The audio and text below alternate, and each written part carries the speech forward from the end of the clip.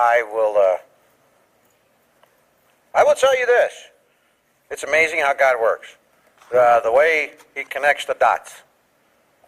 The music now, although Dave sends us the song list far in advance, honestly, I don't look at it till Sunday morning before I'm due to come here to know what songs we're going to sing. That being said, all these songs, or a great number of them, have been about love.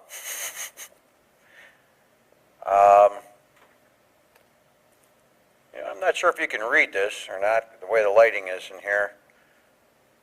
And I know that we have, or that I have spoken on this topic before, but this is a totally different direction that God is taking this.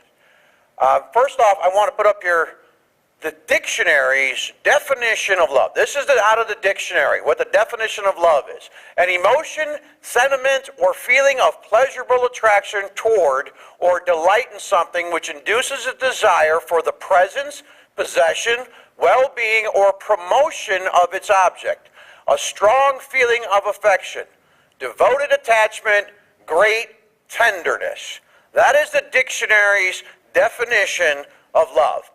The reason God has given me this word today, and it's not about how do we love one another, or many of the other topics that we can talk about. I'm going to tell you, today's message is really about, and I'm not sure I'm going to be able to do it justice. I pray that God will give me at least enough to give you to get you started in this. But I hear so many people, and people will ask me this. And I've been asked this numerous times, and it's a tough thing to answer. They want to know, how do you fall in love with God? And that's a tough question and a hard answer to come up with. Because we can talk about how God loves us, and that would be very easy to do. As a matter of fact, in Matthew chapter 22, verse 34, and I'll give you just a moment to get there, Jesus says to us, here's the two things to remember, the two most important things to remember. And he says, beginning in verse, let me get to that page. Verse 34, Matthew 22, verse 34, and this is, the Pharisees have been testing Jesus, and it says, but when the Pharisees heard that Jesus had silenced the Sadducees, that means he already shut down one group's line of questioning and pretty much said, back at you, gotcha. And that's the way I like to put it, because if you look at a lot of the conversation that Jesus had with the Pharisees and the Sadducees, it was them trying to trip him up or trick him, and he just gave it right back to him and said, okay, now, next question. And so he shot down the Sadducees, and now the Pharisees are stepping up. Wow, the Sadducees couldn't handle Jesus. I think we can do this. So they step up, and so when the Pharisees heard that Jesus had silenced the Sadducees, they gathered themselves together. Now, there's a whole bunch of their great minds coming together, and this is the question that they posed to him. One of them, a lawyer, asked him a question, testing him, and it's funny that they would send a lawyer. Okay, you know the law. You know how things are supposed to be. We're electing you. You go to him because, well, you're knowledgeable. So he throws this at him and says, teacher, which is the greatest commandment? Which is the great commandment in the law? And he said to them, you shall love the Lord your God with all your heart, with all your soul, and with all your mind. This is the great and foremost commandment. And that's a pretty strong commandment.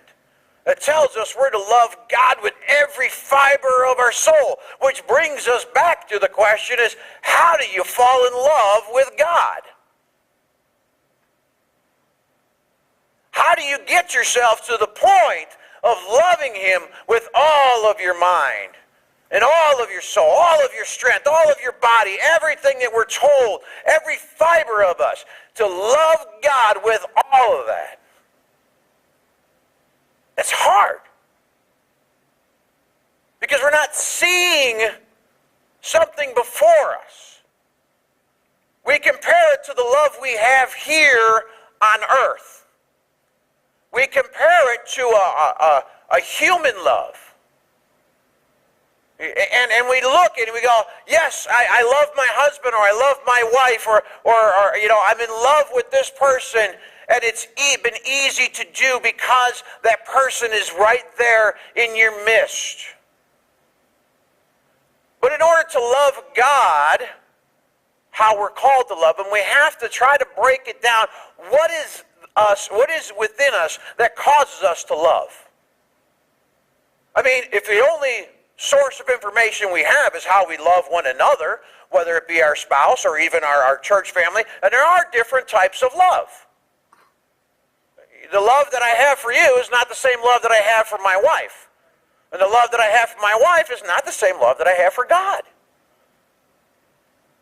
But there are elements of each one that are important. And when we're trying to fall in love with God or to love Him, the only thing, like I said, the only thing we can draw upon is our knowledge of the love that we have here among us.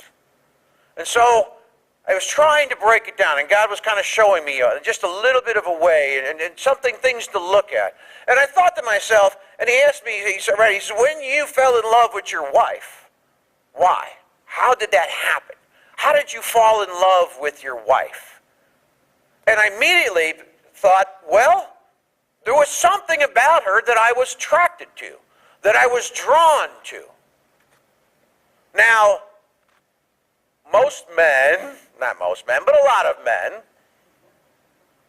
if you ask them what was drawn to your significant other, will go to certain parts of the anatomy and say they were drawn in that way. I will tell you quite honestly that when I was drawn to my wife, it was her eyes. There was something about her eyes that I was drawn to, attracted to. Something that just grabbed a hold of me. They were big and blue. There was something. And I don't know if you've ever experienced this, where have you ever, I dare you, and I'm going to challenge you to do this, but with your spouses or with your significant others or whomever that you have this connection of love with, when you talk to them, try and focus each and every time about looking into their eyes. Because it's not just here that you're looking, and you're looking deep within. And so when I thought about that, I said, well, what is it about God that we are attracted to? What draws us in to Him? Because in order to, it appears to me that the first step towards loving somebody has to be an attraction. There has to be something there that draws us to that person or that being or whomever. And these are questions I can't answer. I cannot answer these questions for you. It's what you have to ask yourself. What is it that draws you to God? What attracts you to God? Is it just His magnificence, that He created everything and you kind of think that's cool? Wow, He's just so powerful, and I find that very attractive. Is it His tenderness and His love in regard to His children? Is it the blessings that He bestows upon you? Is it the difference that He's made in your life since you met Him? But these are elements and things that you have to look for. And falling in love with someone or something, you have to seek out what the attraction is. I mean, let's face it. If you don't like spinach, you're not going to go back and partake in it. But if there's something about it that draws you to it and makes you desire it again and again, then those are the things that you have to focus and dwell on. If there are things of God that you are attracted to, then those are the things that you have to focus upon first and foremost. That would be a good step. When I was attracted to my wife, her eyes and just the way she looked, it was something that struck me each and every time we were together. And I loved that. It was something that, I don't know what it is, it's that warm fuzzy thing that goes on in you, that just makes you go, wow, this is, and you start to think, this is just beautiful. And it's because of her eyes that she was beautiful no matter what. It didn't matter what the rest of her looked like. Her eyes made me feel as though she was just beautiful.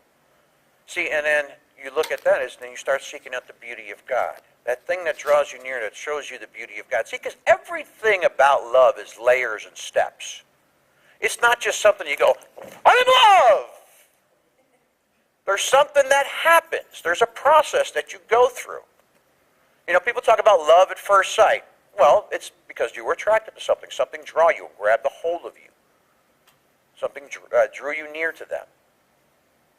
And I've seen it happen with people with God, where they're able to just grasp everything and go, bad! And it just feels so good about it. For many of us, it's a process of learning. We date here. We don't just jump into marriage right away. We don't go, hey, you got beautiful eyes, let's get married. I'm attracted to your eyes, must have them for the rest of my life, let's get married. There's a discovery there, and a process that happens. It either draws us closer to or starts to take you away.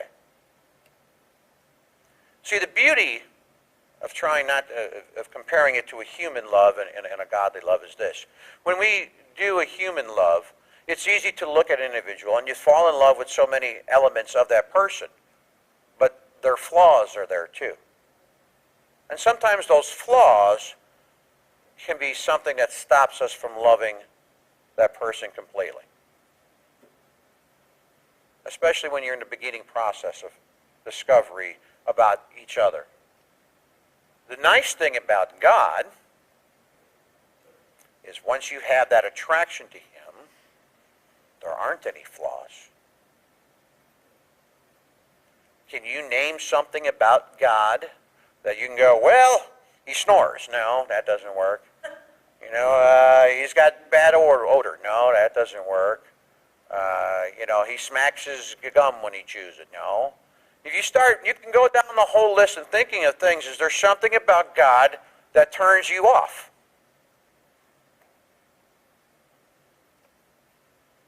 And if there isn't, then all those other elements must be drawing you closer or nearer. And you must be attracted to those. See, love is so much about attraction. It's about what we find positive or good in that individual or being. And I say being because I'm referring to God as the being because He is everything. So I'm not going to say man or woman because God is a being. God is everything. So you look at the attraction of someone, and you know that God doesn't have the flaws that we contain, that we have. So then what's next? Well, I know that in a human element there's suddenly a desire to want to be around that individual all the time because they just make you feel good. Well, doesn't that same element apply with God then? Or shouldn't it?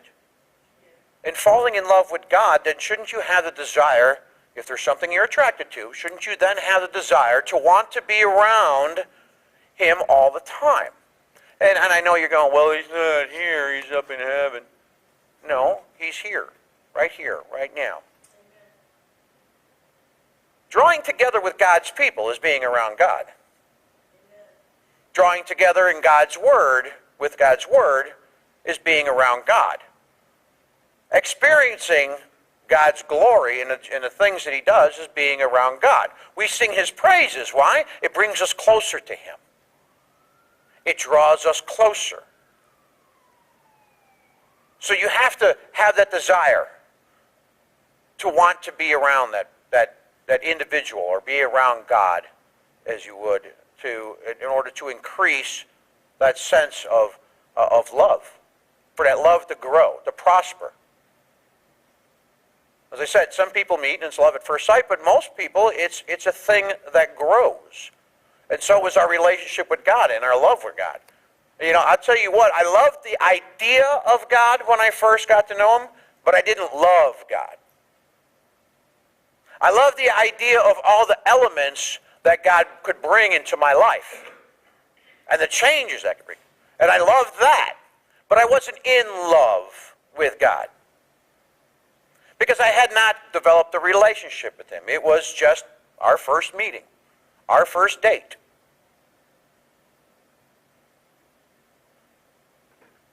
And I realized that in my life also, when I wasn't around him, and I spent a lot of years of just hooking up with him once a week at church for about an hour. Now let's face it, those of you who are married, would you be married if that was your dating pattern? If all you did was get together once a week for an hour, would you be married today? No, that relationship had to be cultivated. You went out on dates. And you started exploring and doing different things together to find out if you were mutually attracted to one another, whether you shared the same interest. Growing a love for God is the same thing. It involves the same process. It means going out with him and doing things with him. And you go, well, what do you mean? I mean being around him as much as possible. Because once you get to that point where the initial dates start going, suddenly you have this strong desire to be around one another all the time. Because then when you're not around that person, suddenly there's a void. That person has already filled something in your life that you didn't even know was empty. And when you're no longer around them, there is this void, this feeling of a gap. And those of you who are married or have been married or even have children, when there's a separation for a period of time, you start to almost ache.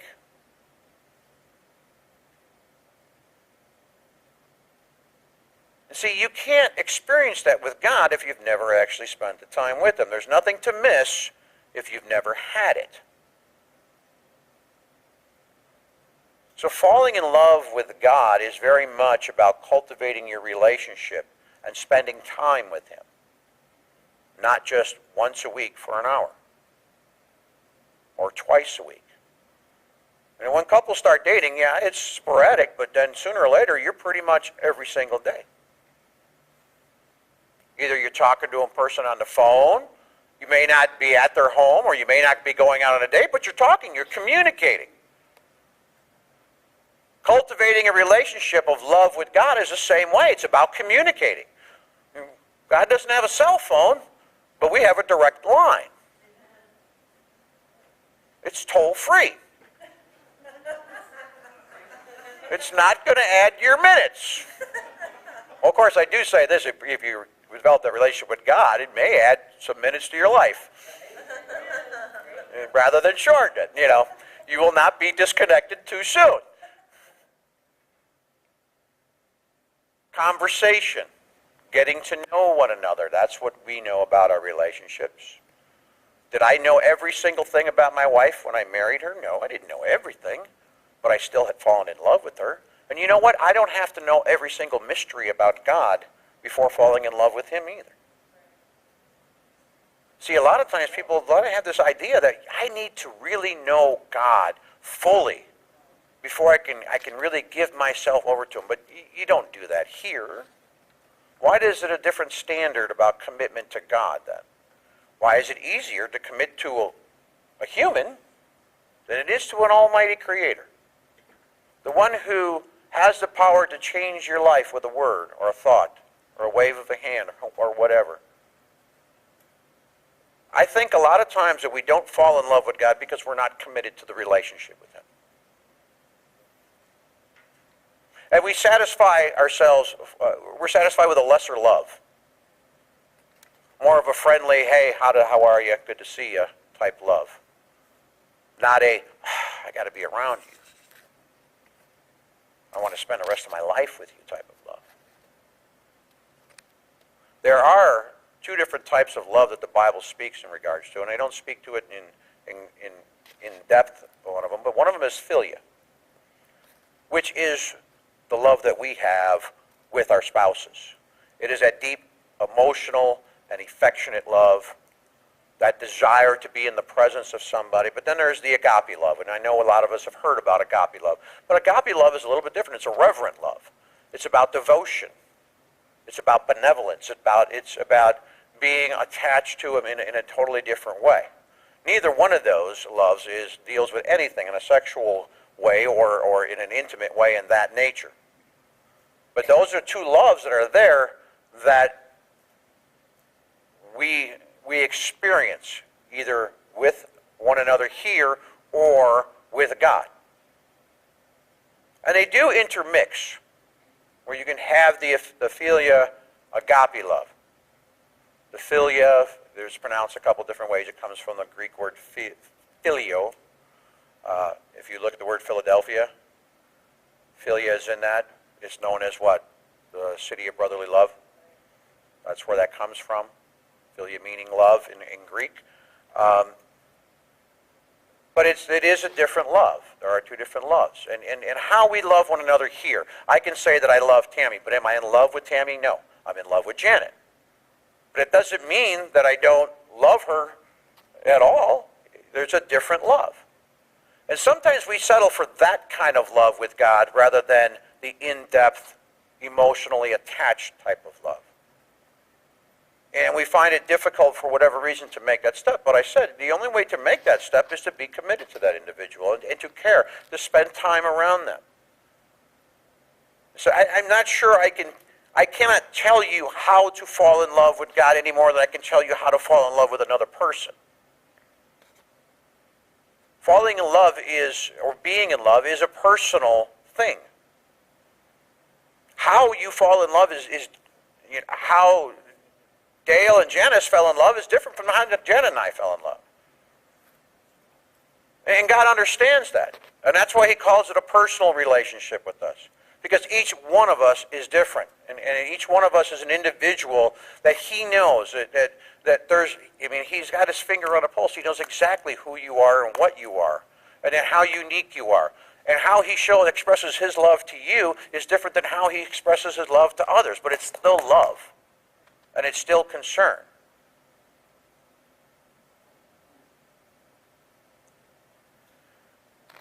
I found out that in studying this and trying for God, I'm going, please God, just explain this to me in some way. God really showed me some things. He said, love, and he showed me this analogy. Love is a lot like being on a roller coaster. It's like being on a roller coaster. There are those highs, and there are those great moments, and then there are those lows. And if you think about when you're on a roller coaster, and this is kind of how we love, and you ever been on one of those that's just going up, and it's click, click, click, click, click, click, click, click, click, click, click, click, click, click, click, click, and it's the anticipation of what's to come. And you think about it, are you in that, do you feel that in your heart with God, the anticipation of what he's going to do for you tomorrow? Where he's going to take you? Where are you going to go with him? So because the thing about a roller coaster, you get up there, and then it's wham, it's down. Now there are those other slower moments, those kind of steady moments. And then you go back up, and there's a little bit of a lull. And in love is like that in our relationships here. Sometimes we have those great high moments, and sometimes we have those not so good, kind of okay moments. But I tell you, the one thing about the whole thing is, when you're on a roller coaster, you just can't get off the ride anytime you want. Think about it. You can't just pick the good parts and stay and be on it for that. See, in our relationship with God, we can't just pick the good stuff and stay with it. God has to show us sometimes those other moments to strengthen our love. Every marriage has been tested in one regard or another. And it tested your love for that other person and how you were able to endure it, whether you were going to get through it. And for those of you who did, hallelujah, praise God. You stayed the course. You stuck with it. In our daily lives, in our relationship with God, sometimes we have those difficult moments. And it's only through his love, and you must have some type of attraction to him once again, that allows you to stay the course and see him and see yourself through it. Now, some people don't. Some people bail. Some people are, I don't need this. And we see it and it's kind of the mentality of our society in relationships nowadays. It's easy to just get up and walk away. And I think that's why we see a lot of difficulties within the churches as far as developing relationships with God. Because we had this mindset, if I don't like it, I'm going to get up and go. And I'm going to try something else. And that's why actually the number of marriages is down. The number of divorces has increased. And if you talk to some of the generation now, and I have, including my children, the whole mindset is there's a lack of commitment. They have a hard time committing. And so they don't really find the trueness of love in that relationship. And I've seen them. I've seen my own children experience this. I mean, without the commitment to that relationship, love will not prosper. Because the mindset is to quit at any time you want or any time it may get difficult. If your relationship with God is the same way, how could you possibly fully love God or fall in love with God? If you're not willing to step in with both feet and say, whatever happens, happens. I'm committed to this individual. I'm committed to my wife. Whatever happens, happens. But we're going to stick it out together. We love one another because I love her. And I don't want to be separated from any do. I don't want to go through that, there's a void in my life. There's a missing piece. So being in love with her, I'm in it. I'm all in. Yeah, I took seriously, and I take very seriously those vows that we say when you marry about death till you part, do you part. For better or for worse, it says. Well, our relationship with God is like that. There has to be a full commitment to the agreement that we've made, those vows that we've made with God. When he said, do you want to be mine? Remember, nobody held you underwater, nobody twisted your arm and made you say, I receive Jesus Christ as my Lord and Savior. It was your decision. Why? Because it was something that you were drawn to, something you were attracted to, something you desired. There was an offer of something that was greater than what you had. That offer is always there. It doesn't change. God is always there with both hands open saying, all of this is yours. I will give myself completely to you. Are you willing to commit and do the same? If you're not, you will not experience falling in love with God. How do I fall in love with God? How about, first and foremost, commitment? To stick with him through everything. It's funny how we can do that with humans, but for God we can't. I've seen some people go through some really ugly stuff in their relationship, and they hang in there with that person. And sometimes you scratch your head and go, why are you still with them? Oh my gosh, this has been such an ugly mess since you guys have been together. And they go, well, we love one another. A little weirded out by how they love one another, but the fact is there's a connection and attraction there, and they're together. And that's cool in itself, too, although there was weirdness in it.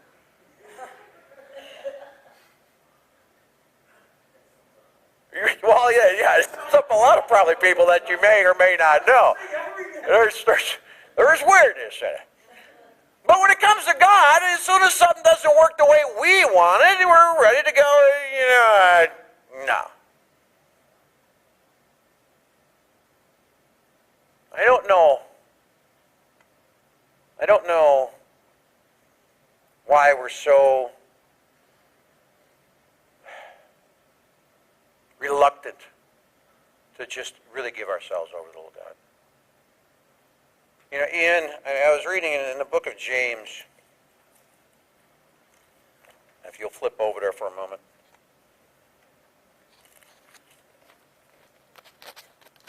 God tells us that very plainly that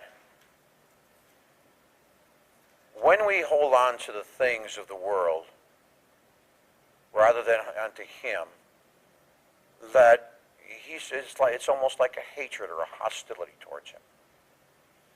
When we show, because God is a jealous God. Well, let's face it. For those of us who are in relationships or have been in relationships, who are married or whatever, you know what? If I gave all my attention to some other female, you think Janet would just go, it's okay, he loves me? No. She'd be vying for my attention and commitment to her. And just the same as with you, all of you, if you were giving your attention, you ladies were giving your attention to another guy, you think your man would tolerate that? No, he'd be stepping in going, wait a minute. Who are you with? Are you with me or the other? And we start demanding a choice. Make a choice. You're either with me or you're with them. Your folks are a perfect example. And I don't mean to, I'm not throwing salt in the wood, I'm just saying. There's a choice that has to be made. Thankfully, the right choice, I believe, is made. But it says, Jesus calls out in James chapter 4, starting in verse 4, he says, right, and they're kind of nasty right at the beginning, you adulteresses, do you not know that friendship with the world is hostility toward God? Therefore, whoever wishes to be a friend of the world makes himself an enemy of God. Now, I know some of the other Bibles read a little bit differently. Mine says hostility towards God. I think the New King James Version says what? Enmity? Is that what yours says, Tammy? Chapter 4, verse 4. 4:4. Enmity. Enmity. E-N-M-I-T-Y. Enmity. Which? Huh? Oh, enemy. Yours says enemy. Okay. All right, well, because there's three different versions. I've read three different words for hostility, enmity, which actually means positive, active, and typically mutual hatred. Hostility means deep-seated ill will, and enemy, well, we know what enemy means. So God basically says, he's saying, you adulterers, you're cheating on me. You want to love the things of the world, therefore you don't love me. You've made an enemy of me. You've shown hostility or you've treated me in a very poor way. And he obviously is not happy about that. That's pretty strong, call us adulterers. He's calling us two-timers. Is you adulteresses. Call this out right away. Is it you're spending time with that other thing? We see that in religion. You said you loved me! And why are you spending all your time with her?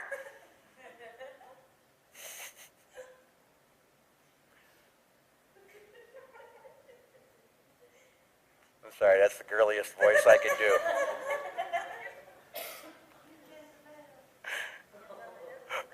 Yes, hands on the hips going, oh, no, you don't. That was for Ditto, so she can look at that later. But God is a jealous God and says, I cannot tolerate you giving all your attention to their things and only coming back to me when you want something. And see, so we ask ourselves, well, how do I fall in love with God? Well, one goes back to being committed to God again and not being on the fence and really saying, this is what I want, making that decision, and being firm in that commitment and decision. Saying, well, those things of the world look kind of flashy and kind of nice. Because isn't that how the enemy draws us away from God? Doesn't he? He kind of flashes those things up there that kind of wants to, what's it say? He draws us away. Yeah, shiny objects. So wants to draw us away, show us the glamour of something else, to take our focus off of what? You look at the way the world works. and you look at models and how women are, they want women to look, shapely and firm. They're having implants and everything else to make the augment themselves. What? For the attention of whom? Men. To draw the attention of men. And I'll tell you what, I think it's, I often questioned a couple of my friends who were married who would be drawn away very easily by that. And would make comments, and I'm like, aren't you committed to your relationship? Aren't you in love with that person that you're with? And if so, why would you say those things? And why would you belittle your wife over something that you think is greater, that you don't even know? And we kind of do that with God. We kind of reduce God to this, lesser important thing at the moment because, wow, look at that. Look at that. I got to have that. I think I'll check that out. God doesn't like it. He considers it hostility towards it. Just as any of us would if the person we were committed to gave their attention to someone else. So why should God be any different? Why should he tolerate anything less from us, that we are willing to give to someone here? We want God to, he's a forgiving God. He forgives us when we mess up. So we kind of take advantage of that forgiveness. Oh, it's okay if I go over here and misstep a little while because when I go back over here, God's going to forgive me and take me back.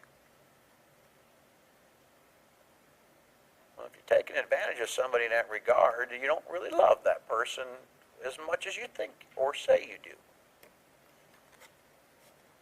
Because you wouldn't tolerate someone treating you that way. You wouldn't tolerate anybody treating you like a rest stop along the highway just to get a break once in a while. And that's kind of what we do. We kind of get into our own little thing in our own little world, and God's that little rest stop when things aren't going well. God, can you take care of things? Oh, I really love you. Really, really, I love you. It's empty words. It's not really what's in our heart, it's what's in our heads. It's what we desire at a particular moment. A little further down, in verse 8, we're told, draw near to God, and he will draw near to you. Draw near to God, and he will draw near to you. Pretty simple instructions, direction. You want to fall in love with God? Draw near to him. You know what? And he'll get closer to you. You know, when I first met Janet, I had to get up the courage to ask her out. I think it's any guy will have to. Not everybody's just bold to go, hey, what are you doing tonight? You want to go out?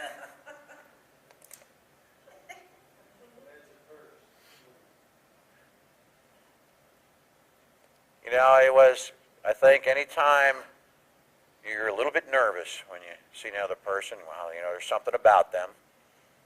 So you have to take that first step. What are you doing tonight?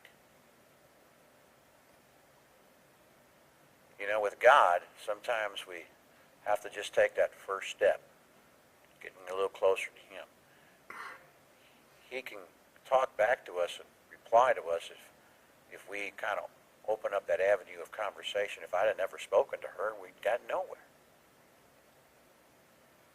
If you don't open up that avenue of conversation with God, you're not going to get anywhere.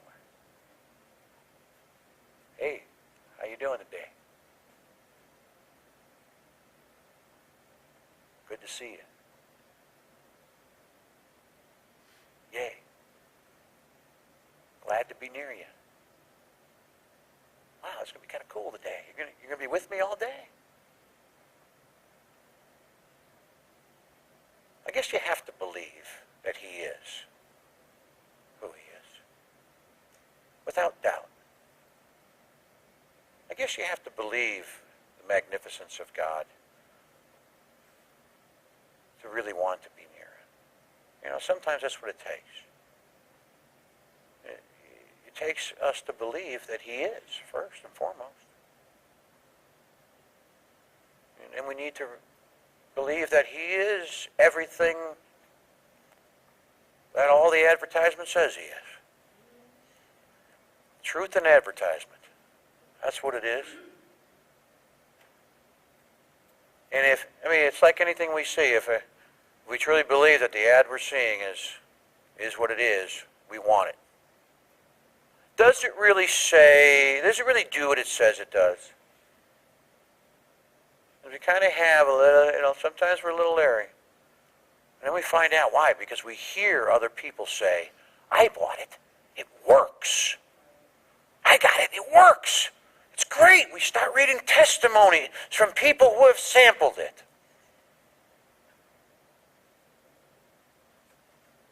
Why do you think your testimony is so important? Why do you think your experience with God that is shared is so important? Maybe that's the first thing that people are when they hear it, that they're finally willing to make that step, to draw a little nearer to God. You know what, I'll tell you, it piques my curiosity. It really did pique my curiosity as a Christian when I heard people proclaiming their love for God. I'm like, really? What is this thing? And I think it was one of those things that kind of got me more interested and wanted to find out more about Him. And then once I found out more about Him, I was sold. Because I heard a testimony of them people. And that He was everything He said He was. And I was attracted and drawn to that. I don't know if I've answered the question of how do you fall in love with God, but I hope at least you've been given some information that gets you on the path to doing that. Like any other relationship, it starts with something that's being attractive, and then it's about commitment, and it's about desire. And it really is. You'll find yourself just falling in love with God. And one day you'll wake up and it'll be there. I don't know when the moment exactly was when I fell in love with Janet. I just know that it was there. Suddenly it was there. It manifested itself. And that's how it happened. And if I didn't spend time with her and I didn't have that attraction or the commitment to wanting to know more about her, wanting more of her, and I mean about who she was and everything else and finding out, we wouldn't be where we're at today. And so if you want to fall in love with God, I guess the only thing is you need to pursue it.